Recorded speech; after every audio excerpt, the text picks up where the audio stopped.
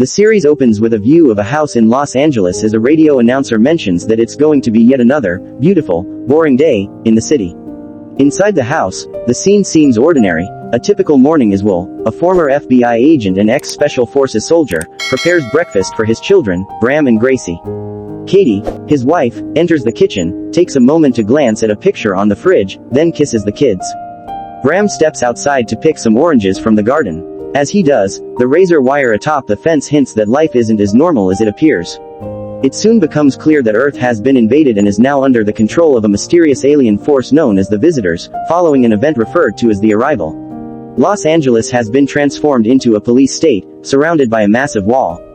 The human government still holds some power, but it's composed of collaborators who enforce the new regime's laws, which include strict curfews and constant surveillance. Will prepares to leave for work, exchanging a seemingly routine goodbye kiss with Katie. However, the kiss feels more significant than usual, leaving her with a sense of unease. Meanwhile, the radio announcer reminds listeners to pick up their new transportation passes by the 5th of the month. Next, we see Will at his job, working as a garage mechanic alongside his colleagues Carlos and Parco. Parco mentions that his brother has been taken to the factory, a slave labor facility on the moon. Soon after, Will and Carlos load up a van, clearly gearing up for more than just a routine delivery.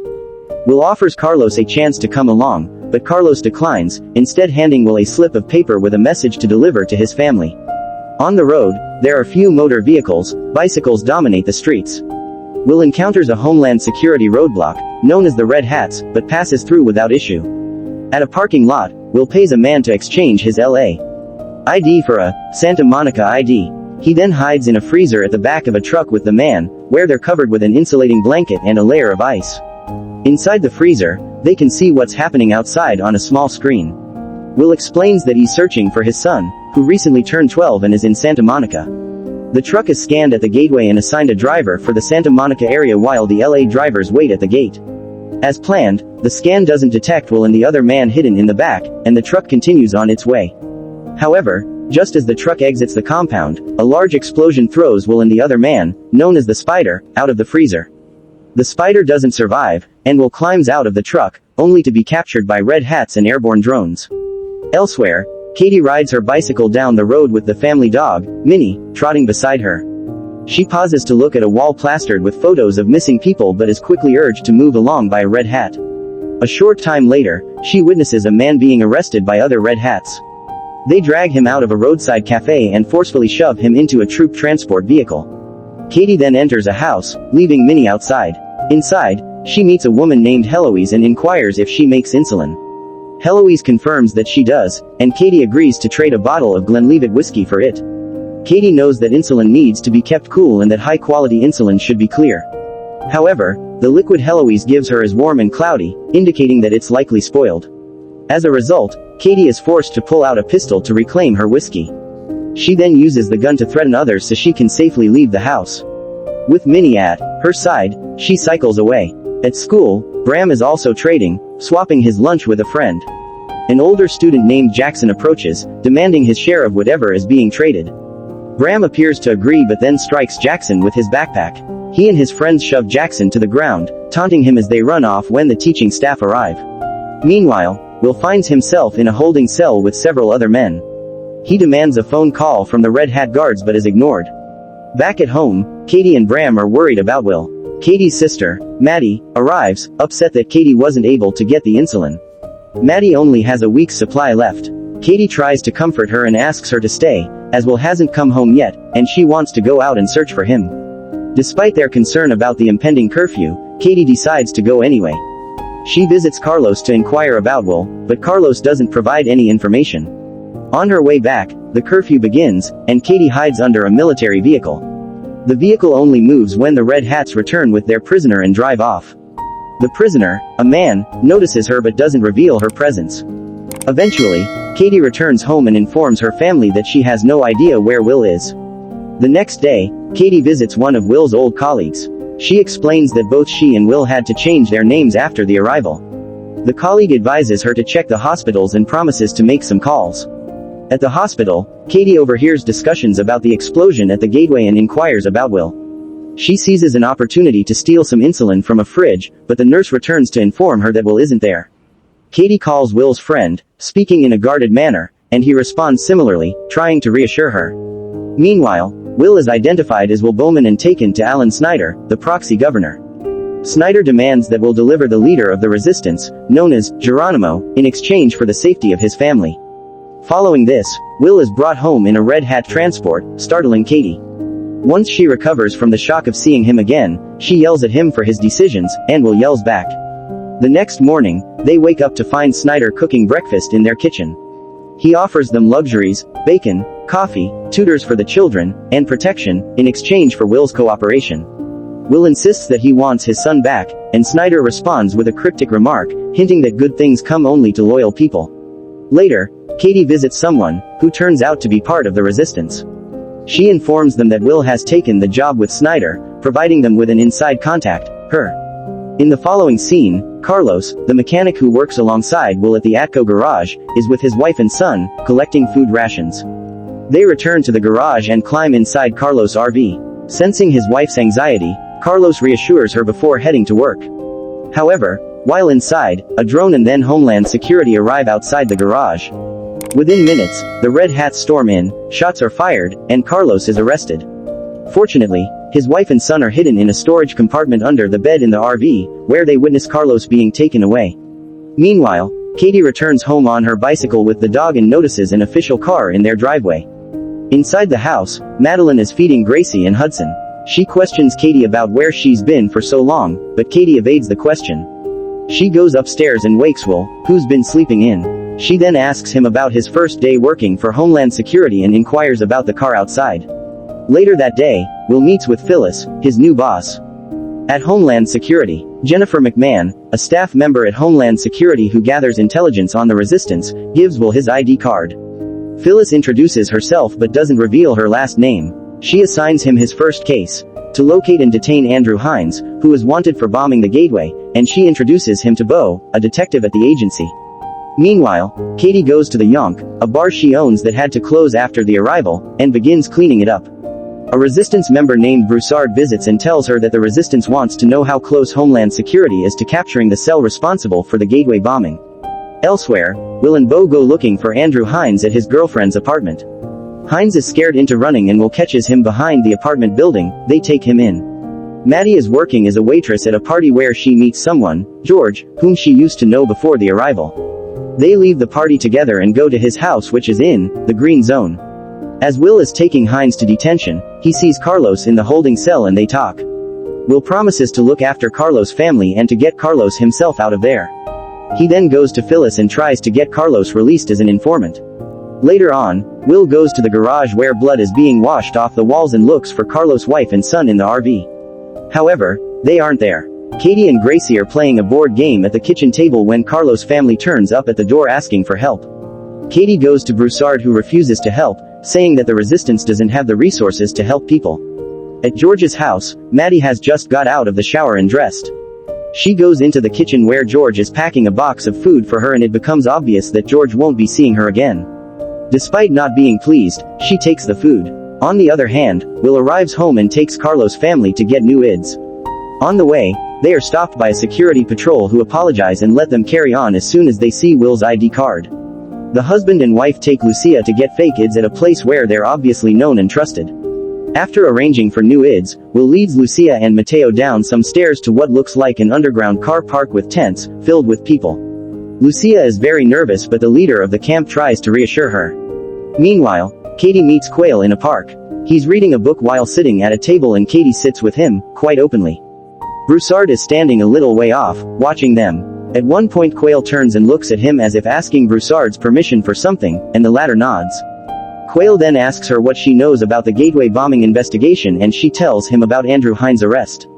Quayle tells her how that bombing really could lead the investigation to them and that they need to know what's going on to help them hide. Eventually, Katie agrees to give them information on the investigation. It's dark by the time Will gets back to check on Carlos and he discovers that the prisoners in the holding cells, including Carlos, have been sent to the factory. Will does get to see Carlos on the bus before the latter gets shipped out. He tells Carlos that his family are safe, but Carlos is still bitter and resentful of Will not being able to save him. Will then watches the buses leave for the factory as the curfew siren sounds. Later still, at home, Katie reassures her husband that he's doing the right thing and that it's not his fault he couldn't help Carlos. They're interrupted by a radio call from Bo. Bo tells him that they've located the bombing suspects and need Will there. Katie overhears the message and runs to a public phone booth as soon as Will has gone. She then calls Broussard and tells him where the suspects are. In the meantime, Carlos and the other prisoners have arrived at an unknown location. They're told to strip and get into what looks like showers. Ultraviolet light and chemicals sanitize them and, wearing surgical gowns and masks, they walk out into a brightly lit area. On the other hand, Will gets to where the operation to catch the bombing suspects is going on. He and Bo search the building and find the suspects. However, everyone there is dead, shot in the head. Geronimo is painted on the walls by the bodies. Will realizes that they have a leak, but he doesn't know it's his wife. Similarly, Katie doesn't know she probably got this group killed to stop them from leading the authorities to Quayle's group. The scene shifts to a homeless man pushing a shopping cart, full of his possessions, along a street. He enters an abandoned building, walking past the no entry sign. Once inside he sets up a small radio transmitter and begins to broadcast. It is revealed that this is Geronimo. He is prepared, he has notes and times the broadcast carefully. The following scene shows the different people who listen to his broadcast. They include ordinary people at work, and at home. Bram records the broadcast and labels the cassette before hiding a box of them away. Also listening are the occupation forces who are triangulating the broadcast in an attempt to catch Geronimo. By the time the Red Hats get there, Geronimo is long gone. However, he does leave them a note. At the other end of the city, Katie is cycling along a street with another woman. The woman reassures her that things will go well. When they get to their destination, several men check and load weapons on a truck. A young Asian man, Justin Kim, gives Katie's companion an assault rifle and Katie a 9mm semi-automatic pistol. Soon, Broussard briefs everyone and reassures Katie, telling her that she'll be great. Later, a truck driven by two Red Hats is ambushed as it drives under an overpass and is hidden from the air.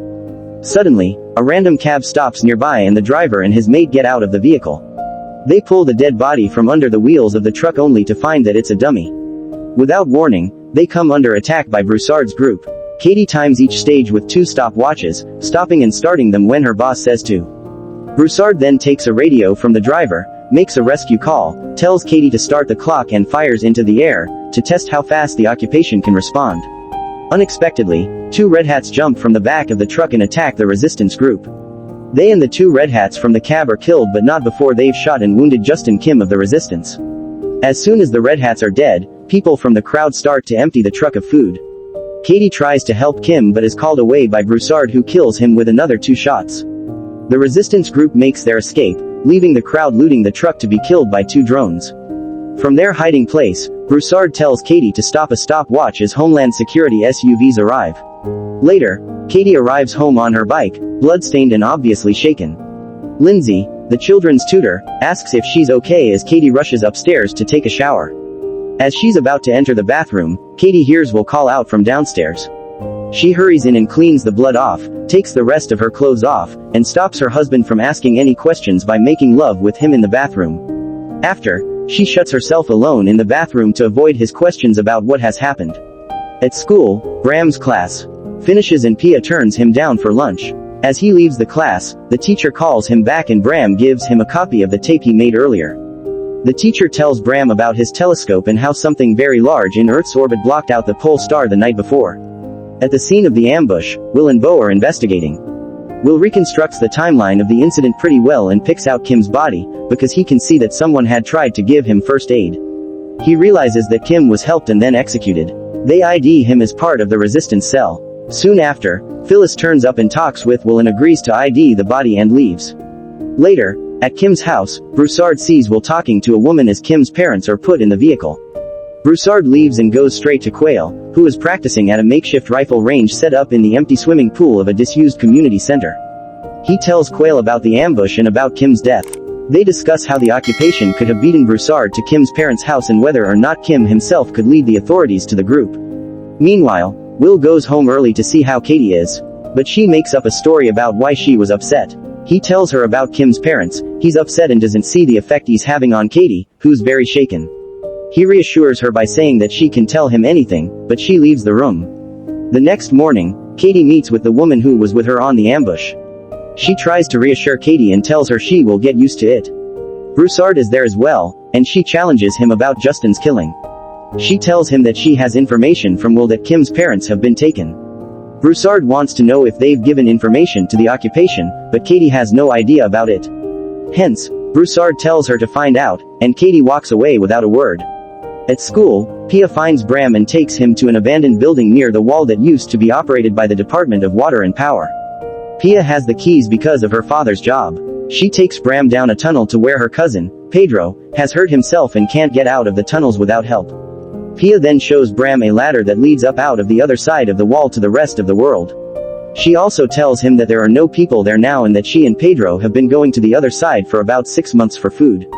Meanwhile, Katie and Maddie get home and are greeted by Lindsay, who tells them that their privacy is very important to her and that she would never break it. She also lets Katie know that she knew how upset Katie was that morning. However, Katie doesn't appear to attach much importance to this. At Will's office, Phyllis has been researching Justin Kim using the computer database they call the Rolodex. She has several leads for Jennifer, Will, and Bo to investigate. Jennifer sends them to the community center, where they find the rifle range and weapons. On the other hand, Quayle is livid about the loss of the weapons and wants Will killed, but Broussard argues that Will is an important resource. Quayle asks to pass a message to Katie, notifying her that the intelligence she supplies has to be more important than the damage her husband does. Hence, Broussard goes to the Yonk, where Katie is preparing for the reopening, and tells her this. That evening, there's a queue to get into the Yonk. The reopening is a success, even when Snyder arrives and lets everyone know he's allowing this to happen. After overhearing a conversation between Snyder and Will, Katie disappears to a room in the back, and Will has to go and find her. The husband and wife have a heated argument. The stress of working for the resistance and having to keep it from Will is telling on Katie, and Will is very unhappy with the things he's part of at work. After a while, Broussard appears again, and Katie makes him pay for his bottle of beer. Katie tells him about the Rolodex, and he gives her his word that Will won't be harmed. It's not clear how, or if, he plans to keep this promise. The scene then shifts to a helmet cam footage. It shifts from a Red Hat's changing room and then on the way to a door-knocking mission at a high school. The wearer of the helmet cam is being called Dickie by his colleagues. At the school, the platoon of Red Hats detains a teacher whose crime seems to be that she's used a Ray Bradbury novel in class. One member of the platoon hits a male student in the face with the butt of his rifle. While another member slams the teacher's head into her desk, throws her to the floor, and then points a weapon at the students. They take the teacher out to the waiting armored vehicle as she begs them not to. Back at the changing room, Dickie puts his helmet on the shelf in his locker. As Dickie takes off his ski mask, it is revealed that Dickie is none other than Broussard. Katie's younger sister, Madeline, is getting dressed for the day. She takes great care about which dress she chooses and with her makeup. On the sofa nearby, her son, Hudson, is still asleep. After a while, she gives Hudson breakfast and an insulin shot. She then takes him through to the main house for his lessons with Will and Katie's youngest daughter, Gracie. In the kitchen, Katie asks Madeline if she's got anything special today, because she looks dressed up. However, Madeline cryptically answers that they will see what happens. At Homeland Security HQ, Will knocks on Phyllis' door. She calls him in and shows him an organization chart of the insurgency. It shows Geronimo in the center and many cells operating independently. She tells him that most in the Transitional Authority, an occupying organization that controls Los Angeles, believe that there's a single controlling figure in the insurgency. She doesn't believe there is but sees a great risk to the Transitional Authority if the opposing forces were to unify. She does see a great risk to the people in the LA block if the hosts, a largely unseen, mysterious occupying force that invaded and occupied Los Angeles and elsewhere during the arrival, were to retaliate. In the meantime, Katie sees the two children and Lindsay off to the park, saying that she has work to do and can't go. She then walks around the house, collecting a doll and a valued picture. She checks through the window, then turns on the outside light above the front door. She immediately goes through to the kitchen where she sees a person in black run past the kitchen window. She waits, then hears glass smashing in the other part of the house, and hears the sound of a fire starting. She counts to 5 and then takes the fire extinguisher from under the sink, right by where she was standing. Next, she walks through to the dining room, where a small fire has already seen off the curtain and is fast becoming bigger. She then finishes counting to 10 and then, quite calmly, puts the fire out and calls her husband. When Will gets home, the emergency medical team are looking after Katie and Red Hats are searching the house. Will's objections to the search don't get him far and Katie has to go to Homeland Security HQ to answer some questions. At the HQ, she's treated as a guest, with Phyllis herself asking the questions. Phyllis also lets her know that Katie's neighbors are being intimidated into protecting the Bowman family and will be held responsible if any harm comes to them. Two neighbors, Patrick and Joanna Hart, from 2 doors down, are made responsible for organizing patrols. A couple of times during the interview, Phyllis seems to be about to give Katie a hard time over inconsistencies in her story, but she backs down each time. Phyllis knows Katie and Will's backgrounds very well and lets her know that. After the interview, Will takes his wife back home. While this is happening, Maddie is going through the security checks needed to enter the green zone. She gets assigned to a woman, Charlotte Burgess, who is responsible for distributing artwork.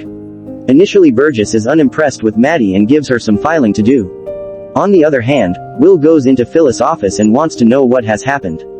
The duo talk about the lies they're forced to tell about how great the hosts are. But Phyllis puts Will at ease and then tells him that they found tapes of Geronimo's broadcasts in Bram's room. She makes it plain that she won't release those tapes and ends up destroying them. Elsewhere, the whole neighborhood sees Katie arrive home in a Homeland Security SUV, the door opened for her by a very respectful red hat. Inside, Lindsay is looking after the children, and Gracie runs and hugs her mother. Katie thanks the tutor and lets her go for the day. When Will gets home, he tells Bram off, and makes him reveal when to take the broadcasts. That evening, Katie goes to see Quayle, who asks her to identify Will's boss. Katie does this after getting the same promise from Quayle that she already had from Broussard, that Will won't be touched. The following day, during a broadcast, Will manages to arrest Geronimo at a library. He takes him, hooded, back to Homeland Security HQ. However, Will doesn't believe that the man he's arrested is the leader of the resistance. Yet he and Bo hand him over to the people who will interrogate the suspect. However, they look more like medics than a police interrogation team. Upstairs, Alan Snyder is bragging to Phyllis about how he's told the hosts that Geronimo has been captured. However, Phyllis grills him and makes him admit that he didn't talk to the hosts directly but through someone called Helena. When Will tells them that he doubts that the man they've arrested is the mastermind of the insurgency, Snyder is visibly worried. Elsewhere, Madeline has finished her filing and is listening to a conversation between Charlotte Burgess and a male assistant. They're concerned that they don't have an important enough piece to give to someone called Georgina Hamilton. Suddenly, Madeline butts into the conversation and reveals that she's aware of where a lot of important artwork is held. This revelation makes Burgess very interested in Maddie. Meanwhile, Will is searching an area with Jennifer McMahon, Bo and some Red Hats. The person they had arrested on suspicion of being Geronimo had told them that this is where he got the scripts to broadcast. However, Will is doubtful of this. But soon, Bo finds a small tunnel with a trolley arrangement that could be used to deliver or collect small items, like a script for broadcast. Will looks at the area the tunnel goes in and realizes that its other end must be in the green zone. In the meantime, Charlotte Burgess and Maddie are sitting, drinking wine when the artwork arrives back from where Madeline said it would be. Burgess is impressed and wants to know where other artwork is being held. Madeline is willing to reveal the information in return for a job and a guaranteed insulin supply for her son, an offer that Burgess agrees to immediately. After Charlotte Burgess leaves the room, her husband, Nolan, arrives. It is quite obvious that he is attracted to Madeline. Taking advantage of this, Madeline bends over facing away from him while picking up her bag, with her back arched for just a moment longer than necessary. Back at work, Will is telling Phyllis about the little tunnel they've found. She is pleased and tells him that she's destroyed his son's tapes. But, Will's not sure he believes her and leaves for the day. At home, he finds Katie cleaning up after the fire, and they talk about their days and about their children. He asks about the file labeled, the beach photo.png, that Katie moved before the room was firebombed. In response, she tells him the file is safe but doesn't expand further. When Katie leaves for the yonk, Will searches for the file until he finds it. After a while, Katie arrives at the yonk to open up for the night and finds Phyllis already there. She has been waiting at the bar with a drink for them both. Phyllis talks about inconsequential things for a minute, the name of the bar, about a trip she took with her husband at the beginning of their marriage, and a very personal detail about when she worked in Ireland. Then she tells her she knows about Katie's involvement with the resistance and that she, Katie, works for her now. This stuns Katie, who can say nothing but stares at her. Following this, Phyllis is driven to her home in the green zone, past all of the security checks. When she gets home, she tells her driver to return at 8:30 in the morning. As she walks in, she takes a call on a satellite phone in which she talks about Snyder and about Katie. At one point she says that she doesn't know as their perception of time makes that unpredictable. It's not clear who or what she's referring to. After a while, She goes to her husband's room and talks to him, asking about his day, telling him about hers. Her husband, Ed, is sitting up in bed, not responding to her. It is clear that Ed had a serious stroke at some time in the past. She then leaves him for a moment, saying that she'll be right back and that they'll read together. Following this, Phyllis walks into a darkened room and turns on the light. To her surprise, Broussard is there in his red hat uniform. She sees him stand and calmly asks him to shoot her husband as well. Broussard kills her without a word, then walks into the bedroom where she'd left Ed a moment before. As the credits begin to roll in, we hear 2 more shots. Subscribe for more videos like this, turn on the notification, and leave 1000 likes or 100 comments if you'd like us to continue part 2. Thank you.